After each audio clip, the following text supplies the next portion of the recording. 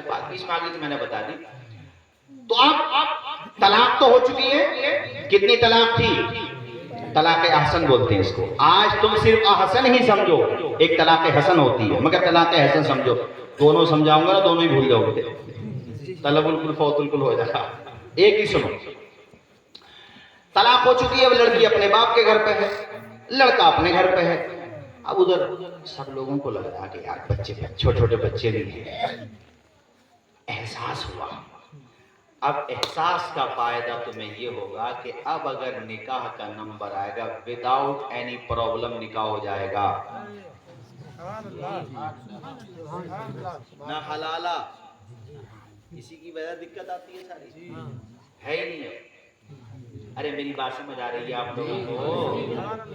کتنا فائدہ ملا؟ ارے سب فائدہ ہی فائدہ۔ دو گواہ، ایک وکیل، ایک قاضی صاحب، اور اگر لڑکی کو سامنے بٹھا دو، لڑکے کے پرانے ہی تو ہیں، بٹھا بھی دو سامنے تو کیا پریشانی ہے؟ ارے پہلے میاں بیوی تھے کہ نا، تو پردے کی اوٹ میں ہے، وہ اجنبی ہو گئی ہے، اجنبیہ ہو گئی۔ قاضی صاحب دو گواہ ہیں، مہر ہو گیا، نکاح۔ فائدہ ملا کہ نہیں ملا؟ زور سے بولو ملا۔ سر جھوڑنے کی ضرورت پڑی، ٹینشن بڑی، اور نہ بھی رکھنا تھا تو نہیں رکھنا تھا، وہ کہیں اور کرتی شادی۔ بات سمجھ آئی؟ اور یہ جائز بھی ہے طریقہ، اور 3 طلاق دینا حرام، ایک نشست میں 3 طلاق دینا حرام، بدنامی بھی ہوتی ہے اور ہے بھی حرام۔ طلاق بدعت کہلاتی ہے۔ کیا کہلاتی ہے؟ طلاق بدعت۔ میں نے بیچ میں بہرحال بتانا اس لیے ضروری سمجھا کہ ہمارے وہاں جہالت کی وجہ سے لوگ یہ سمجھے ہوئے ہیں کہ جب تک 3 نہ دو گے پیچھا نہ کٹے گا، اس سے بھی جار سے یہ سمجھے بیٹھے۔ ارے مجھ سے ہی کہہ رہا تھا ایک آدمی، تو میں تمہیں کیا بتاؤں، اسی کا جملہ میرے زبان پہ آ رہا، بولے نا حضرت میں تو 3 اس لیے دے بیٹھا، میں یہ سمجھ رہا تھا کہ میں پیچھا کیسے کٹاؤں۔ تو میں نے کہا بھلے آدمی تو بھی پہلے ہی پوچھتا۔ خیر اس نے تو پیچھے ہی کٹایا تھا، جس کی میں بات بتا رہا ہوں اس کی تو خیر توجہ ہے آپ لوگوں کی۔ خلیفہ ہارون رشید اب بڑے پریشان، کیا کرے؟ بیوی طلاق، اتنی بڑی سلطنت، سورج ڈوبنے کا ٹائم ہو رہا، نکلیں کیسے باہر؟ اب کون حل کرے مسئلہ؟ حضرت قاضی ابو یوسف امام اعظم کے شاگرد، چیف جسٹس تھے۔ آپ مسکرا کے بولو سبحان اللہ۔ یہ سپریم کورٹ ہے نا اپنے دلی میں، چیف جسٹس چندرچوڑ جی ہیں اس وقت، ایسے ہی وہ چیف جسٹس، اور وہ کتنی بڑی دنیا کے چیف جسٹس ہے، یہ بھی تو دیکھو، عالم اسلام کے چیف جسٹس۔ ان کے پاس معاملہ پہنچا، مسکرا کے بولے ارے نہیں پڑے گی طلاق۔ حضرت کیسے نہیں پڑے گی؟ کہ ہم نے نہیں پڑے گی حضرت، سورج ڈوبنے والا ہے، سلطنت بہت بڑی ہے، کیسے نکلوں گا باہر؟ ہم نے کہا نہیں پڑے گی طلاق، نکال دیں گے ہم تجھے۔ اب کیسے نکلیں؟ حضرت مسکرا کے بولے زیادہ گھبراہٹ ہو رہی ہے نا تجھے، تو چل جا، سورج ڈوبنے سے پہلے پہلے مسجد میں چلا جا، اس لیے کہ مسجد میں نہ تیری سلطنت ہے نہ تیرے ابا کی سلطنت ہے، مسجد اگر گھر ہے تو اللہ کا گھر ہے۔ سبحان اللہ۔ کس نے حل کیا مسئلہ؟ بولو عالم دین نے۔ کس نے حل کیا؟ سینکڑوں مثالیں ہیں، خیر اب یہ اس وقت یہ بات مکمل کرو۔ زمین نہ لے، زمین جس نے خریدی وہ کہتا ہے سونا میں بھی نہیں لوں گا۔ ارے بھول گئے بھی محلولی والوں آپ لوگ، نیند آ رہی ہے آپ لوگوں کو؟ دیکھو بھائی ٹائم تو پورا ہو گیا، 000 4 0 ہیں۔ اب بتاؤ تقریر آگے کریں یا ختم کر دیں؟ ابھی اور کرو؟ کب تک؟ فجر تک؟ بھائی جان کہہ رہے ہیں فجر تک۔ عزیز اتنا ہی رکھو کہ دل بہل جائے، اتنا بھی نہ چاہو کسی کا دم نکل جائے۔ چمن رہے گا، پھول کھلیں گے، زندگی رہی تو انشاءاللہ اگلے سال پھر ملیں گے انشاءاللہ۔ زور سے بولیے انشاءاللہ۔ میں یہ کہہ رہا تھا میرے بھائیو، جس نے زمین بیچی وہ کہتا میں بھی نہیں لوں گا، اور جس نے زمین خریدی اس نے تو پہلے ہی منع کر دیا تھا میں بھی نہیں لوں گا۔ قاضی صاحب کے پاس پہنچے، قاضی صاحب بھی بڑے پریشان، کوئی ماننے کو تیار نہیں۔ جب وہ قاضی صاحب بھی بہت بڑھیا تھے، اگر ہم ہوتے تو کہتے بھئی تم نہ لے رہے تو ہمیں دے دو۔ ارے جب تم لے نہ رہے، ارے بھئی ایک بات سنو، جامع نعیمیہ میں اگر معاملہ پہنچتا تو مفتی ایوب صاحب کہتے کہ لاؤ ہمارے مدرسے کو دے دو، وہ کوئی قباحت بھی نہ تھی اس میں۔ شریک کیا قباحت ہے؟ جب دونوں پارٹی ایگری ہیں تو لاؤ بھیا، ہمارے مدرسے کا فائدہ ہو جائے گا، ادارہ تھوڑا باہر چلا جائے گا ذرا۔ بولو سبحان اللہ. اللہ کرے انہیں بھی مل جائے اور ان کے ساتھ ہمیں بھی مل جائے, آپ سب کو مل جائے. اب وہ قاضی صاحب کہنے لگے اچھا ایک بات بتاؤ, صحیح صحیح بتانا. کہا جی یہ فرمانا, آپ کے پاس اولاد ہے؟ دونوں بولے جی. آپ کے پاس کیا؟ کہا لڑکا. ایک بولے لڑکی. تو کہا آپ بالکل چپ ہو جانا, جو ہم ڈیسیژن کرے وہ ماننا پڑے گا. دونوں نے سر میں درد کر دیا کہ میں بھی نہ لے رہی, میں بھی نہ لے رہی, آپ جو کہہ رہی ہو مانو گے وہ؟ بولے جی بالکل مانیں گے.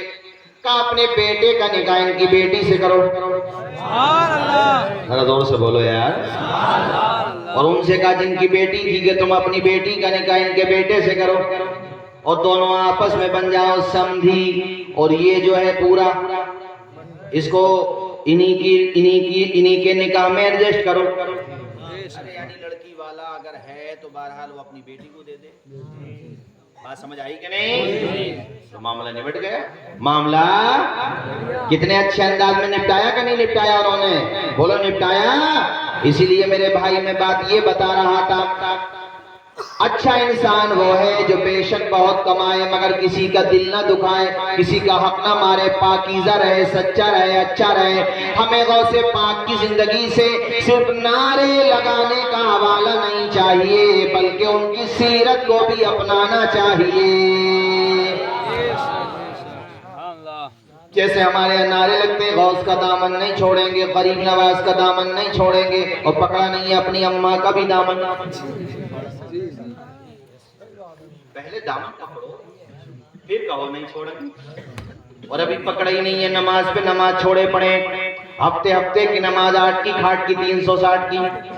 اور بہت تو ایسے 360 والے بھی نہیں, ان کی خود کی ہو جانا میں جنازہ کتنے ہیں بھائی. ارے ہیں کیا بات کر رہے ہیں آپ, عید کے دن پکڑ کے لے گیا.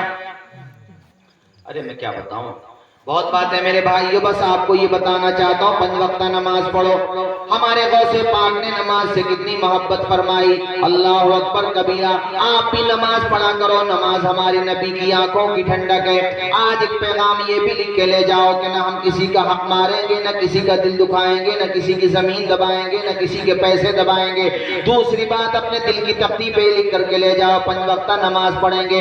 خواتین سے بھی کہتا ہوں یہ بھی نماز پڑھیں. ہم امام علی مقام کو ماننے والے, ہمارے امام نے سجدہ کر کے دکھایا, تلواروں کی جھنکار میں, نیزوں کی بوچھار میں, یزیدیوں کی الغار میں, اور سجدہ کر کے دنیا کو بتا دیا ایسا کیا حسین نے سجدہ نماز میں, ایسا کیا حسین نے سجدہ نماز میں, جیسے جھکا ہو صبر کا کعبہ نماز میں, جیسے جھکا ہو صبر کا کعبہ نماز میں. جب تک نہ بخش جائیں گے نانا کے امتی, جب تک نہ بخش جائیں گے نانا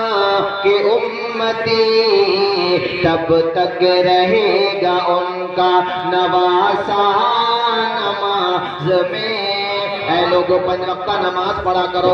اگر کھیت پر ہو وہاں نماز پڑھو, مکان پر ہو تو وہاں نماز پڑھو, اور دکان پر ہو تو وہاں بھی بس 10 منٹ اور سنو, وہاں پر بھی نماز میں لاپرواہی نہیں کرنی ہے. یہ علماء تشریف فرما ہمارے جاگیر صاحب اللہ مولانا مشہور صاحب اور ہمارے تمام علماء. دیکھو جو ہم مسائل کی کتاب پڑھتے ہیں نا مدرسوں میں, تو اس میں نماز کے چیپٹر ہیں. جیسے کتاب الصلاۃ کہ بھئی نماز کے بارے میں اب یہ حصہ آنے والا, تو اس میں چیپٹر ہوتے ہیں الگ الگ. تو اس میں پتہ ہے مریض کی نماز کا بیان, مسافر کی نماز کا بیان, جنگ میں ہو تو نماز کا بیان, سمجھ رہے ہو کہ نہیں. پھر تیمم کا بیان, وضو کا بیان, اس مٹی کا بیان جس سے ان چیزوں کا بیان جن سے تیمم ہو سکتا ہے, ان پانیوں کا بیان جن سے وضو ہو سکتا ہے. یعنی نماز کی کتنی اہمیت ہے. مقیم کی نماز کا بیان, آپ صحت مند ہو تو آپ کی نماز کا بیان, کھڑے ہو کے نماز نہیں پڑھ سکتے تو بیٹھ کے نماز کا بیان، یعنی نماز کا کتنا بیان ہے کہ آپ کے پاس پانی نہیں ہے تو تیمم کرو. آپ اگر کھڑے ہو کے نہیں پڑھ سکتے تو بیٹھ کے پڑھو. بیٹھ کے نہیں پڑھ سکتے، بہرحال مقصد میرے کہنے کا یہ ہے کہ جب تک انسان کی عقل سلامت ہے وہ مکلف ہے، اور جب تک وہ مکلف ہے اس سے نماز ساقط نہیں ہوتی. جنگ میں بھی نماز کا طریقہ اسلام نے یہ دیا ہے کہ آدھے لوگ جنگ کریں، آدھے نماز پڑھیں، مگر نماز پڑھیں، مگر نماز. اور ہمارے امام نے ادا کر کے دکھایا. امام نے سجدہ کر کے، ارے یار سجدے تو سب نے کیے، تیرا الگ انداز ہے، تو نے وہ سجدہ کیا جس پر خدا کو ناز ہے. اسلام کے علم کو اٹھایا حسین نے. بول دو بس، تقریر ختم کر رہا ہوں بھائیو. اسلام کے علم کو اٹھایا حسین نے، باطل کے آگے سر نہ جھکایا حسین نے. کیا چیز ہے نماز بتا یا حسین نے، سجدے میں اپنے سر کو کٹایا حسین نے. یہ دشت کربلا سے ابھی آتی ہے صدا، حی علی الصلاۃ حی علی الصلاۃ. دی حضرت بلال نے کعبے سے جب صدا، پڑھیں جھوم کے ذرا، حی علی الصلاۃ حی. عرش بری پہ رب نے بلایا حضور کو، جبریل آئے اور جگایا حضور کو. عرش بری پہ رب نے بلایا حضور کو، جبریل آئے اور جگایا حضور کو. اپنی رضا کا جام پلایا حضور کو، چلنے لگے تو رب نے بتایا حضور کو. امت سے جا کے کہنا یہی تحفہ ہے ملا، حی علی الصلاۃ. بڑے جھوم کے، حی علی الصلاۃ حی علی الصلاۃ. دی حضرت بلال نے کعبے سے جب صدا، حی علی الصلاۃ حی علی الصلاۃ. اللہ تعالی ہم سب کو حسن عمل کی توفیق عطا فرمائے. اور صاحب خانہ ہمارے عثمان بھائی کے والد صاحب کا نام ہے حاجی نزار کا صاحب، اللہ پاک ان کے رزق میں، روزی میں، اور آپ سبوں کے رزق اور روزی میں، جتنے لوگ کسی مجبوری سے نہیں آ سکے ان سبوں کے رزق اور روزی میں اللہ پاک پوری بستی کے رزق اور روزی میں دن دوگنی رات چوگنی برکتیں عطا فرمائے. اللہ پاک وہ بھی دے جو ہم مانگتے ہیں، اور وہ بھی عطا فرمائے جو ہمارے حق میں بہتر ہے مگر ہم اپنی کم علمی کی وجہ سے مانگ نہیں پاتے. اللہ پاک سب عطا فرمائے.